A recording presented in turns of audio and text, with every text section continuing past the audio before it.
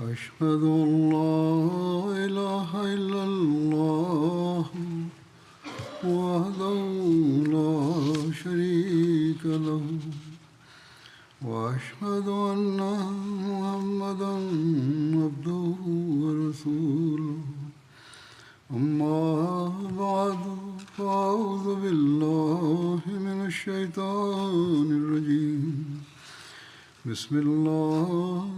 الرحمن الرحيم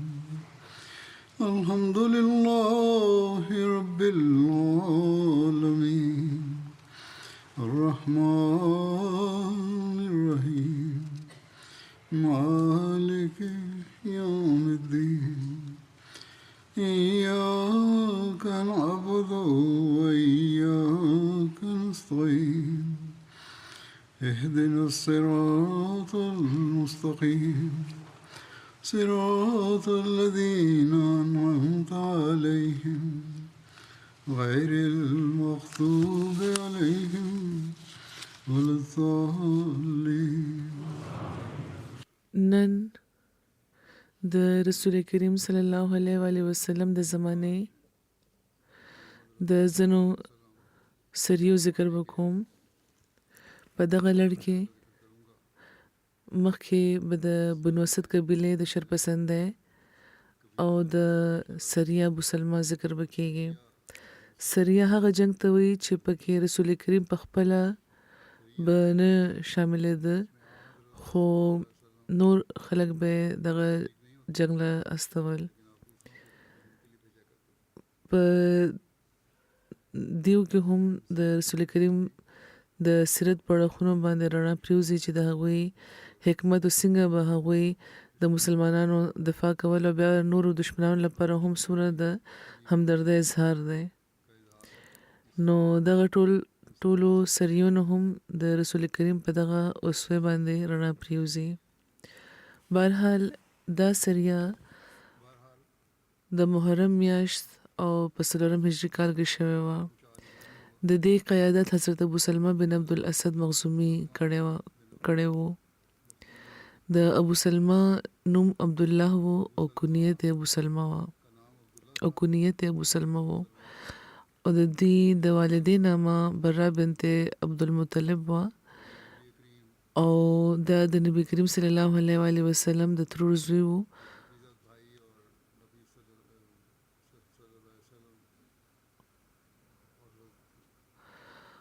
او د حضرت حمزه د پیو شریک ورور و. دی د ابو لهب د وینځې د صوبیا پیس کلی و. حضرت ام المؤمنین ام سلمہ مخکې د دې په نکاح کې وه. حضرت ابو سلمہ د بدر په غزا کې او د احد په غزا کې هم شامل و. د احد په غزا کې دی زخمی شوی و او تر یو میاشت پورې د دې علاج روان و. په ظاهره خو زخم ښه شوی و او داسې ښه شوی و چې ښکارېدو به هم نه چاته. او د دغې سریې پس منظر څه داسې دی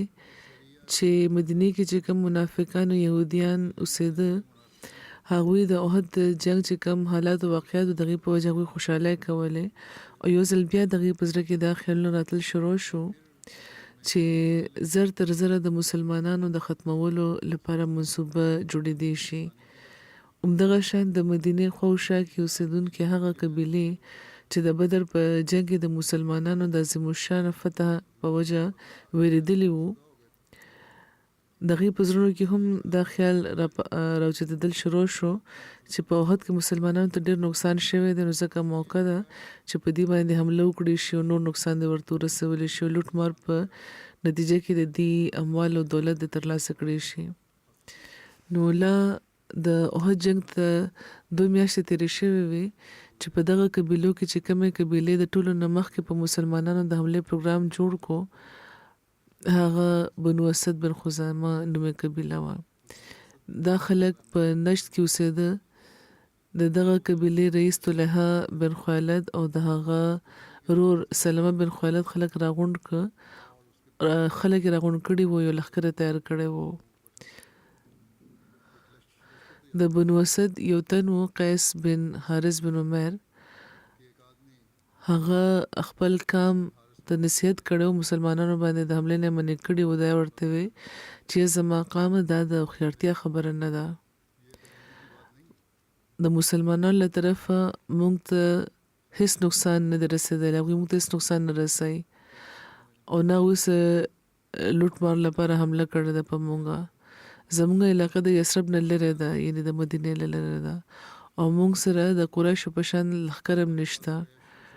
قریش په خپله یوې مودې پورې د عربو نه د دې خلاف مدد غوښتی دی او هغوی خو ترې نه بدله هم اخیستو بیا په هغوی په اوښانو باندې سواره شوي وو او په د آسونو واکونه په لاس کې نیولي وو راوتي وو هغوی 3000 جنګیالي وو هغوی ځان سره یو لوی شمېر خلک ځان سره بوتلي وو او ډېره وسله هم راخیستې وه نو زه د هغوی په مقابله کې ستاسو حیثیت څه دی صرف دا چې ډېر په ګران تاسو صرف به 300 کسان ځان سره بوتلی شي او دغه شان به تاسو ځان له دوکه ورکوئ او په د خپل علاقې نه به لرې هم لاړ شي نو ویره ماته دا ده چې په مصیبت کې به ګیر شي نو خو هغوی هغه خلکو د قیس خبرو ونه منله نصیحت ونه منلو او د بنو اسد د حملې چې کومه د منصوبه وه د دې نه رسول کریم خبر شو هغه داسې چې د طی قبیلې یو تن ولید بن زهیر مدینې ته راغلو هغه خپلې ورېرې زینب سره ملاوېدو له راغلو چې د عبدالله بن عمر بن وهب رضی الله تعالی عنه اهلیه وه هغه د بنو اسد دغه منصوبې اطلاع ورکړه نو رسول کریم فیصله وکړه چې دې نه مخکې چې بنو اسد په مدینه حمله وکړي په خپله د مسلمانان د خپل تحفظ لپاره د هغې په علاقې باندې ورشي نو هغوی حضرت ابو سلمه بن عبدالاسد راوغوښته هغې ته وویل چې دغه مهم باندې روان شي وایي ما هغوی ورته فرمیل چې ما ته د دې نګران مقرر کړی یې او نه پس رسول کریم د هغې لپاره جنډه وتړله او دا هدایت یې فرمایلو چې د بنو اسد علاقې پورې به خپل سفر جاري ساتئ د نه مخکې چې د هغې لښکر ستاسو خلاف راغونډ شي هلته چې ورسي نو حمله پرې وکړئ او 150 اصحابو باندې مشتمل لښکر د ابو سلمه په قیادت کې د دغه قبایلو له شکست ورکولو لپاره روان شو د طی قبیلې هغه تن یعنې ولید بن زهیر د لاره ښودلو لپاره هغې سره و او د دغه سریې کې چې کوم صحابه شامل شوي وو د هغوی نامې دا دي یو څو ابو صبره بن نبی رحم عبدالله بن سهیل بن عمرو عبدالله بن مکرمه عمری معطی بن فضل ارکم بن نبی ارکم ابو عبیده بن جراح سهیل بن بیدا اسید بن حزیر انصاری عباد بن بشر انصاری ابو نایلہ انصاری ابو عباس قتاده بن نعمان نظر بن حارث ابو قتاده انصاری ابو عیاش سرقی عبدالله بن زید انصاری خبیب بن یوسف سعد بن ابی وقاص ابو حذیفه بن عتبہ او سالم مولا ابو حذیفه صحابه خپل د مهم خفیه ساتلو او ډېر په تیز رفتارۍ هغوی د عامې لارې نه یو خوا ته روان وو چې زر تر دښمن ورسي هغوی شپه ورځ مسلسل دا سفر کړی و د یو روایت مطابق د ورځې په یو برخه کې به دوی پټ شو او د شپې به دوی بیا سفر کولو نو دغه شان د 4 ورځو سفر نه پس دوی د قطن نومي غار ته جوخت ورسېده د قطن باره کې دا لیکل شوي دي چې دا د فید سره جوخت یو غر د دغې نامه ده او فید د کوفې په لاره یو ځای دی د هغه ځینامه ده چېرته چې د بنو اسد بن خزامه چینه وه مسلمانان چې هلته ورسېده نو حمله وکړه او د هغې څاروي په قبضه کې واخیسته او 3 چې کوم د هغوی شپون وو د هغې کې 3 ونیوه او باقي په کامیاب شو په تښتېدو کې او دغه چې کم خلک تښتېدلي وو هغوی بنو اسد چې چېرته ایسار ولته ورسېده او د مسلمانانو د لښکر د رارسېدو د هغې د حملې خبرې ورله ورکړو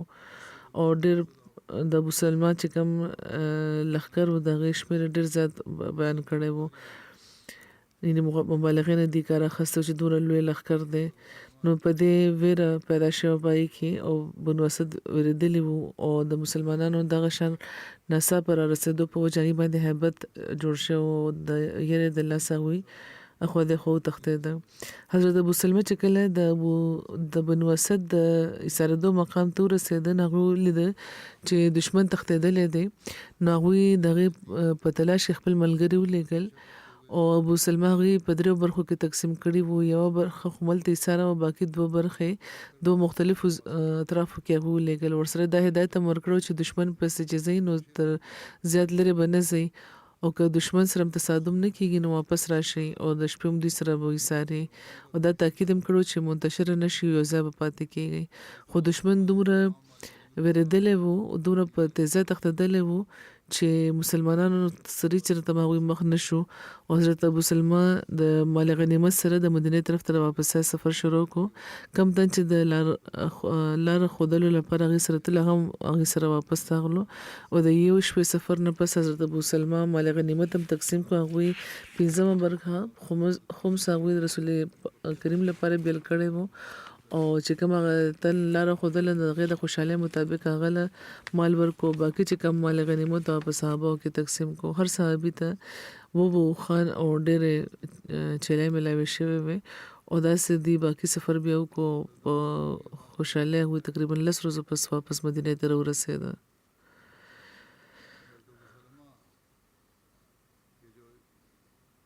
د حضرت ابو سلمہ د وفات باره کې لیکلي دي حضور فرمایي د چې کوم خبره کړې و حواله مې چور کړې و نو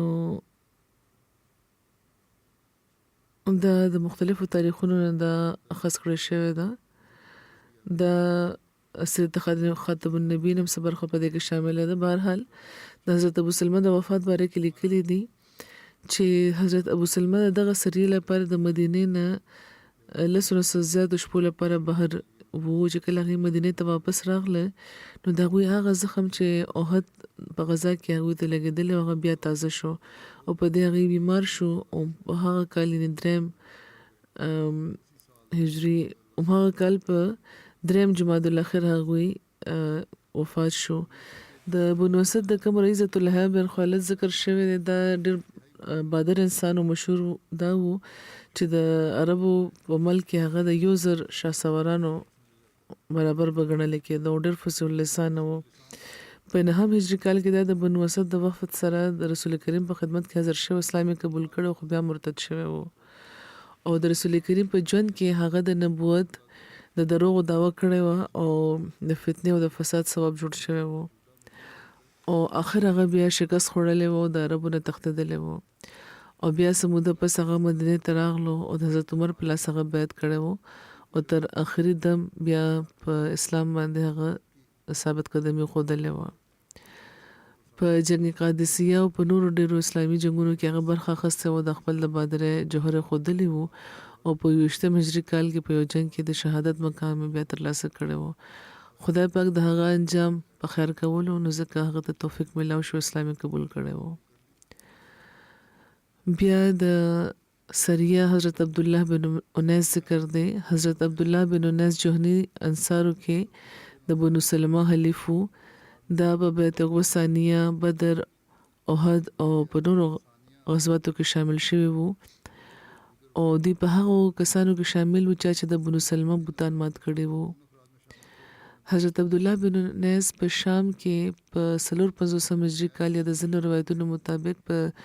480 هجري کال کې وفات دغه شوی وو او د احد د جنگ واقع چې کله د مدینه خوشه قبیلو ته معلومه شو نو کوم خلکو چې مسلمانان کمزوري ګڼل نو هغوی په هغوی باندې د حملې منصوبه جوړه کړه. په دې کې د بنو لهیان قبیلې سردار خالد بن سفیان حزلی لهیاني هم شامل و. ځینې روایتونو کې دغه نامه سفیان بن خالد راغلی ده خو بهرحال هغه دا سوچ کړی وو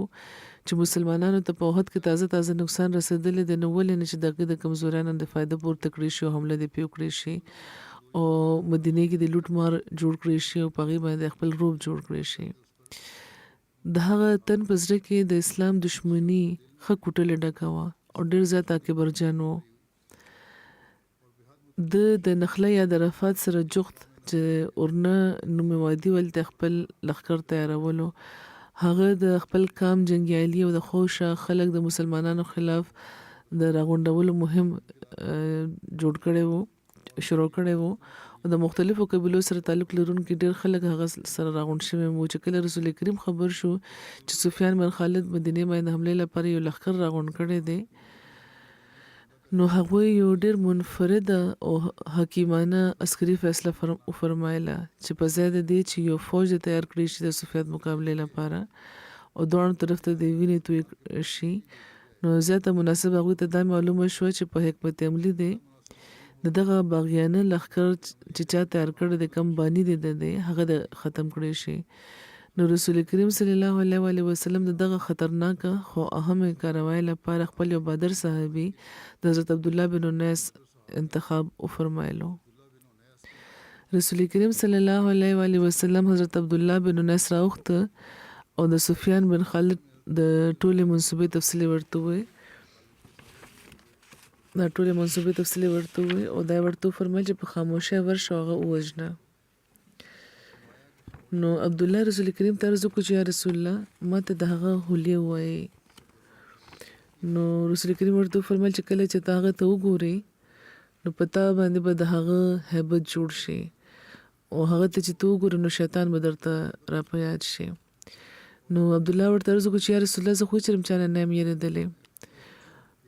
نو رسول کریم ورته وفرمیل چې دا ټیک ده خو چې هغه ته ته وګورې نو ستا د بدن نري ویښته به زیګ زیګ شي نو پنځم محرم څلورم هجري کال دوی یوازې په دغه مهم روان شو عبد الله وی چې زه کله اورنه ته ورسېدم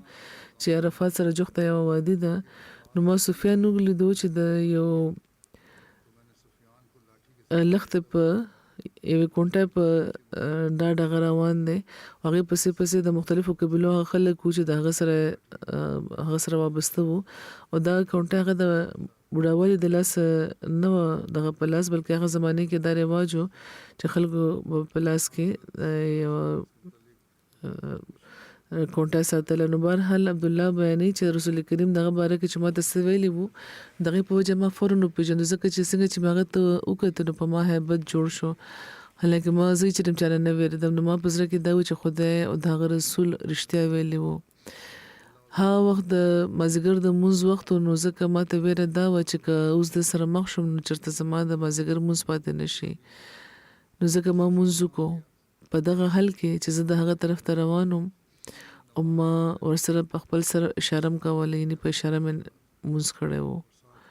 وایي کله چې زه هغه ته جوخت ورسېدم نو هغه رانه تپوس کړو چې ته څوک یې نو ما ورته وویل چې زه بنو خزاعه سره تعلق لرم او ما دا اورېدلي چې ته د محمد صلی الله علیه وسلم د مقابلې لپاره لښکر راغونډی لګې نو ځکه زه هم تا سره د شام لیدو لپاره راغلی یم نو هغه وایي چې بېشکه زه د محمد د مقابلې لپاره لښکر راغونډوم نو زه څه وخته پورې هغه سره روان وم او بیا ما هغه سره خبرې شروع کړې نو هغه زما په خبرو کې ډېره زیاته دلچسپي واخیسته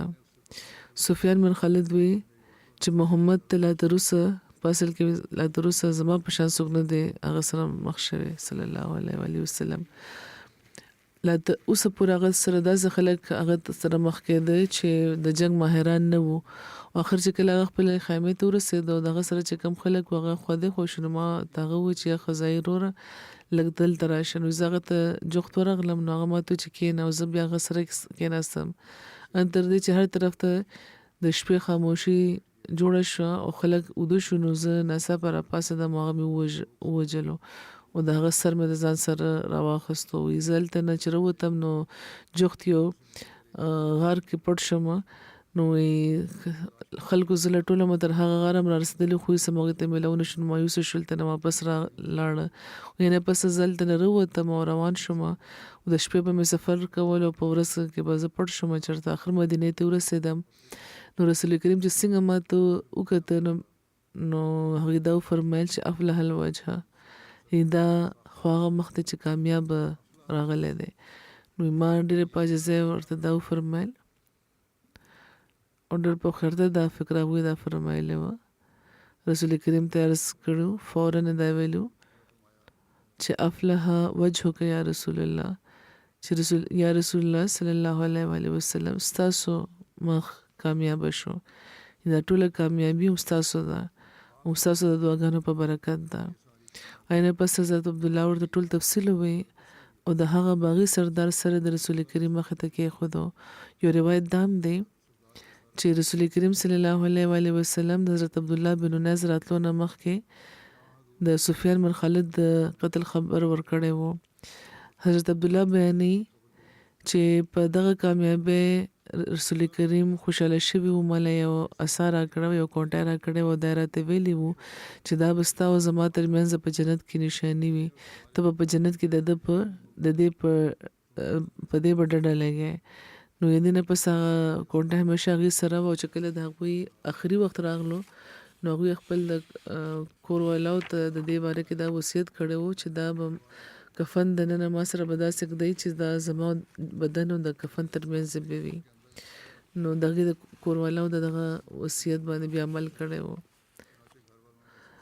عبدالله بن انیس ته ذوالمخصرم یعنی اسادار به ویل کېده.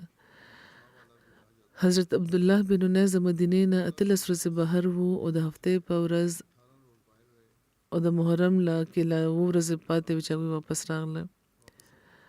او حضرت مرزا بشیر احمد په محرم 4 هجري کال کې دغه مهم تفصیل بیان کړی دی، لیکلی دی چې د قریش د اشتعال انګیزي په احد کې د مسلمانانو چې کوم وختي هزیمت وو، اوس هغې ډېر په تیزۍ خپل خطرناک نتایج ښکاره کول. نو په هغه ورځو کې چې پکې بنو اسد په مدینې باندې د چاپې وهلو تیاري کړې وه، رسول کریم خبر شو چې د بنو لحیان قبیلې خلک د خپل سردار د سفیان بن خالد په لمسون د خپل وطن اورنه کې چې د مکې سره جوخت یو ځای دی، هلته یو ډېر لوی لښکر راغونډی لګیا دی، او د هغې اراده په مدینې باندې د حملې ده. نو رسول کریم صلی الله علیه و آله وسلم چې ډېر موقع شناسه او د عربو د مختلفو قبیلو د حالات او د هغې د رئیسانو طاقت او د اثر نه خبر وو، د دغه خبر په ملاوېدو هغوی پوه شو چې دا ټول شرارت او د ټوله فتنه انګیزي د بنو لحیان د رئیس سفیان بن خالد ده، او که د هغه وجود په منځ کې پاتې نشي نو بنو لحیان په مدینې باندې د حملې جرأت نشي کولی. هغوی دې هم خبر وو چې د سفیان نه بغیر په دغه قبیلې کې فی الحال هیڅوک هم داسې اثردارته نشته چې د دغه قسمه تحریک مشر جوړ شي. نو په دغه خیال هغوی دا سوچ وکړو چې که د بنو لحیان خلاف څه فوجي دسته روانه کړی شوه نو د غریبانو مسلمانانو لپاره د تکلیف سبب جوړېدو نه علاوه ممکنه ده چې دا طریقه په ملک کې د زیات د وینې تویېدو دروازه به پرانیزي. نو هغوی دا تجویز فرمایلو چې یو تن د څوک لاړ شي او موقع دې بیا مومي نو دغه فتنې چې کوم باني مباني او دغه شرارت چې کومه جرړه ده یعنې سفیان بن خالد هغه د وژني. نو هغوی په دغه غرض عبدالله بن انیس انصاري روان کړو، چونکې عبدالله چې سفیان لیدلی نه و نو ځکه هغوی په خپله هغې پوه کړه د سفیان په حلیه، او دی ورته په آخر کې وفرمیل چې خبرداره به اوسئ، سفیان یو مجسم شیطان دی. نو عبدالله بن انیس ډېر په هوښیارتیا د بنو لحیان کیمپ ته ورسېده چې واقعي هغې په مدینې کې د حملې تیاری کوله ډېرې په سرګرمۍ، او بیا د شپې په وخت هغې چې موقع بیا مونده نو د سفیان خاتمه وکړه. بنو لحیان چې خبر شو نو هغوی عبدالله تعقب وکړو، خو هغوی پټ په پټه ځان بچ کوره وته، او رسول کریم مخې ته چې کله هغوی راغله نو د هغې مخ چې هغې ولیدو نو وپېژنده هغوی چې دا کامیابه راغلی دی. نو هغوی چې څنګه هغې ولیدو نو ورته وفرمیل چې افلح الوجهه، چې دا مخ خو داسې ښکاري شي چې بامراده شو. نو عبدالله ورته عرض وکړو چې اوس ښه خبره ورته وکړه چې افلح وجهک یا رسول الله، چې یا رسول الله ټوله کامیابي هم ستاسو ده. نو ها وخت رسول کریم د خپل د لاس چې کومه عصا وه هغې حضرت عبدالله له د انعام په طور ورکړه، او دا یې ورته وفرمیل چې دا به په جنت کې تا له ډډه درکوي. نو دا برکتي عصا ډېر په مینه او اخلاص هغوی د ځان سره ساتلی و، او د مرګ په وخت دا وصیت کړی چې دا د هغې سره ښخ کړی شي. نو بیا هم داسې شوی و. د رسول کریم صلی الله علیه و آله وسلم د دغه خوشحالۍ اظهار چې هغوی د عبدالله د بامراده واپسۍ باندې فرمایلی و، او د دغه انعام نه چې کوم هغوی په غیر معمولي طور هغې له ورکړی و، دا معلومیږي چې هغوی سفیان بن خالد چې کومه فتنه انګیزي وه هغه ډېره خطرناکه ګڼله، او د هغه تن قتل هغوی د عام امن لپاره یو د رحمت سبب ګڼلو. د اسلام دشمنان مخالفان چې کوم دي دی پر رسول کریم صلی الله علیه و آله وسلم الزام لګی چې هغوی نعوذ بالله امن برباد کړی وو او د انسانانو وینه تویوله. هغوی خو د انسان د ژوند د قدر دومره کولو چې د دشمن قبیلې د خلکو د ژوند بچ کولو لپاره هغوی دا ترکیب جوړ کړی و چې یو تن وجل بهتره دی د لپاره چې نور خلک د بچ شي. نو دا د انساني همدردۍ معراج دی. دا نن سبا چې کومه نام نهاده دنیا ده دا یو څو کسان د وجلو په بانه معصومه ماشومان ښځې بوډاګان وژني او دا وایي چې او ډېرې په بې شرمۍ دا وایي چې په جنګونو کې خدای کېږي. او رسول کریم صلی الله علیه و آله وسلم خو باقاعده په جنګونو کې به دا حکم فرمایلو چې یو ماشوم بوډا ښځه او مذهبي تن چې نیغ په نیغه په جنګ کې ملوث نه دي دا به نه وژلې کېږي. نو دا د رسول کریم اسوه صلی الله علیه و آله وسلم او اسلامي تعلیم. حضور فرمایي چې زه به د رجی د سریې ذکر کوم ځکه چې د تفصیل وکړه نو صبر خبر نن وړاندې کوم. دغه سریې ته د دې د امیر د مرصد بن نبی مرصد په وجه سریه مرصد بن نبی مرصد هم ویل کی خو زیات معروف نوم د دې رجی دی. رجی د بنو حذیل یو چینه و چې په حجاز کې ده او د دې موجوده نامه بتیه ده او دا د مکې نه د 7 کیلومتره په مسافت په شمال کې ده. دا سریه د سفر میاشت په 4 هجری کال کې شروع شوې وه د رجی طرف ته او د ابن اسحاق او د ابن هشام مطابق دا د احد نه پسه په 3 کال کې شوې وه. د بخاري شرح فتح الباری په محایب کې لیکلي چې دا د 3 کال په آخر کې شوې وه.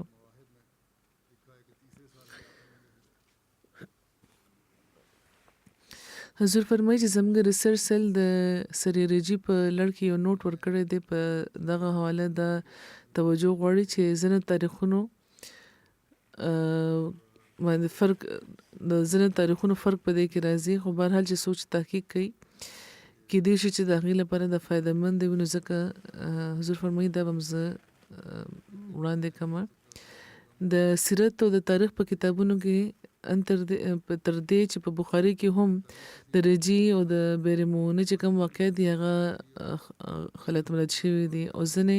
سیرت نګاران هم دې طرف ته پام ګرځولی دی چې دې کې یو سهودام شوی دی چې اکثر سیرت نګاران د رجی د سریې تاریخ سفر میاشت 4 هجري کال لیکي او د دې تفصیل داسې بیانېږي چې حضرت خبیب حضرت زید مکې کې خرڅ کړی شوي وو خو حرمت والا چې کومې میاشتې د هغې شروع شوې وې ځکه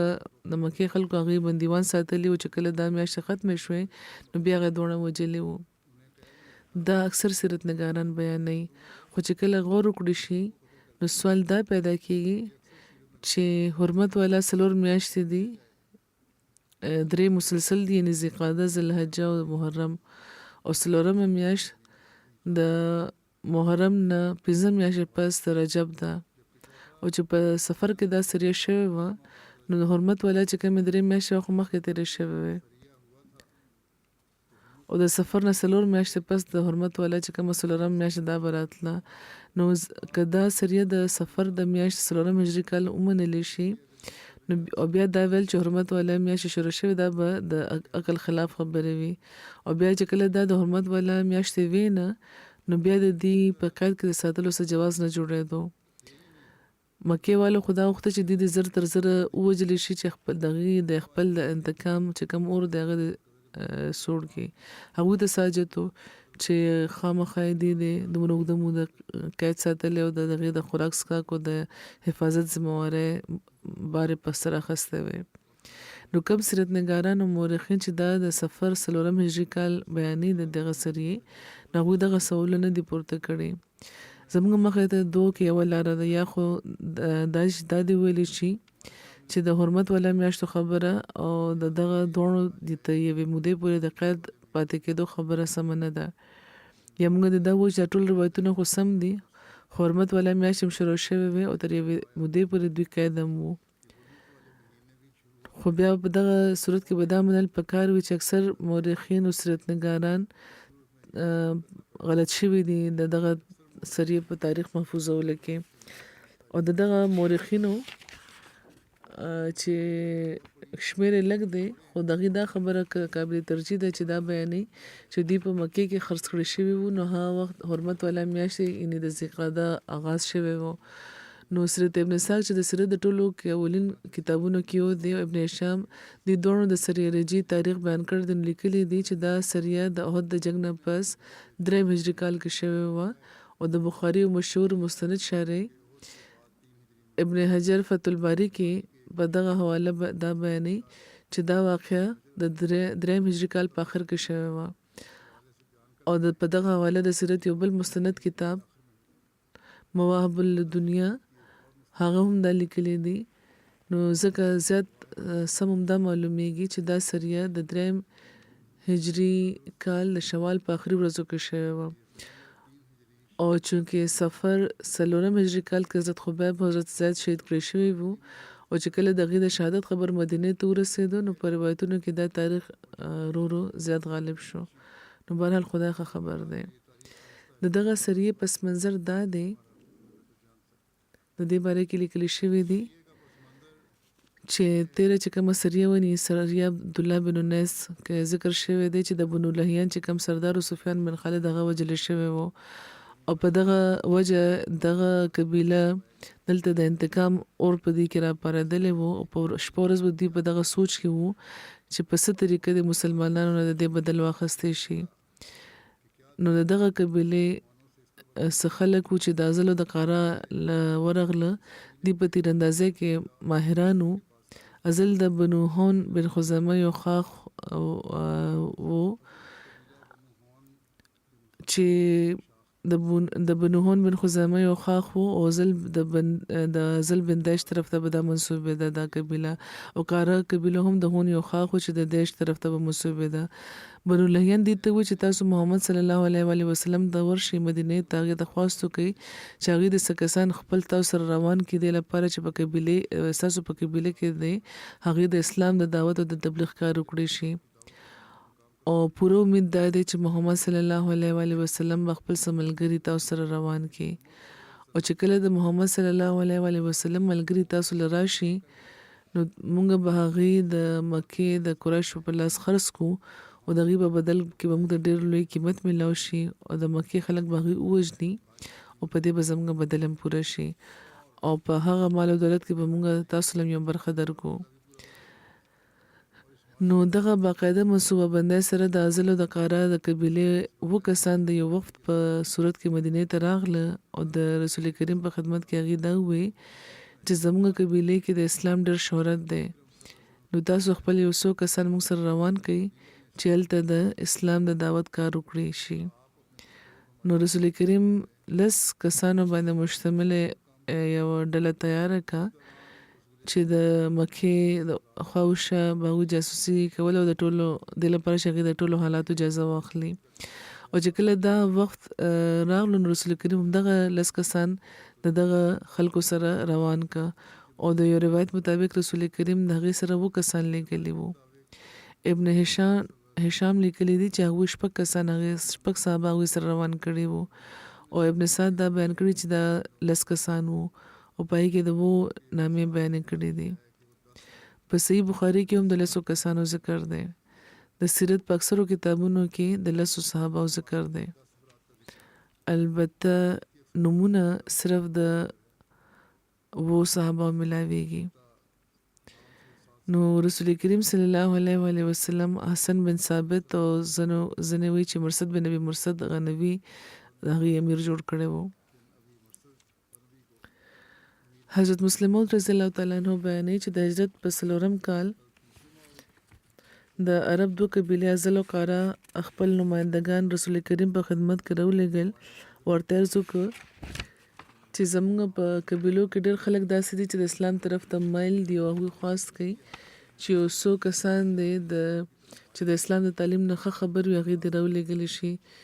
چې هغې د هغې څه ترمنځ ایثار وي هغوی له د نوي مذهب تعلیم ورکړي.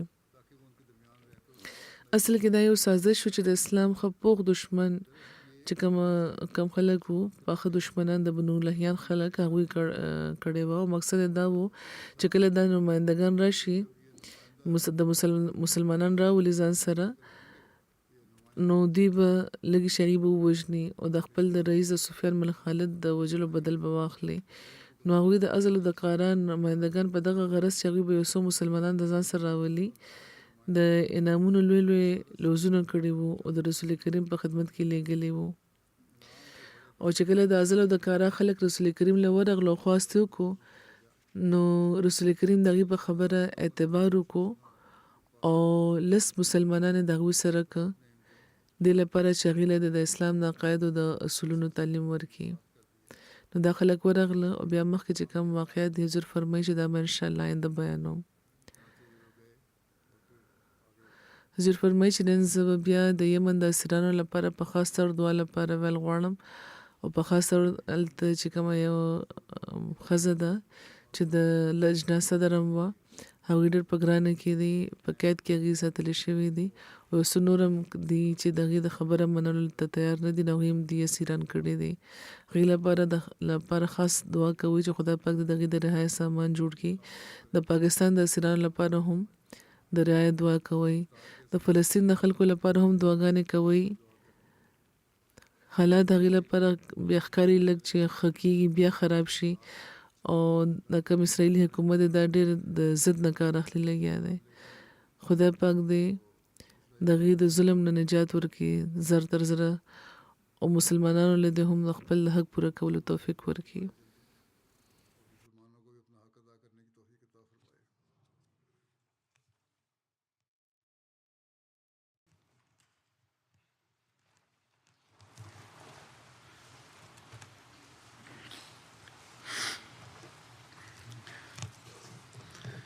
الحمد لله نحمده ونستعينه ونستغفره ونؤمن به ونتوكل عليه ونعوذ بالله من شرور أنفسنا ومن سيئات أعمالنا من يهده الله فلا مضل له ومن يضلل فلا هادي له ونشهد أن لا إله إلا الله ونشهد أن محمدا عبده ورسوله. عباد الله رحمكم الله إن الله يأمر بالعدل والإحسان وإيتاء ذي القربى وينهى عن الفحشاء والمنكر والبغي يعظكم لعلكم تذكرون. اذكروا الله يذكركم وادعوه يستجب لكم ولذكر الله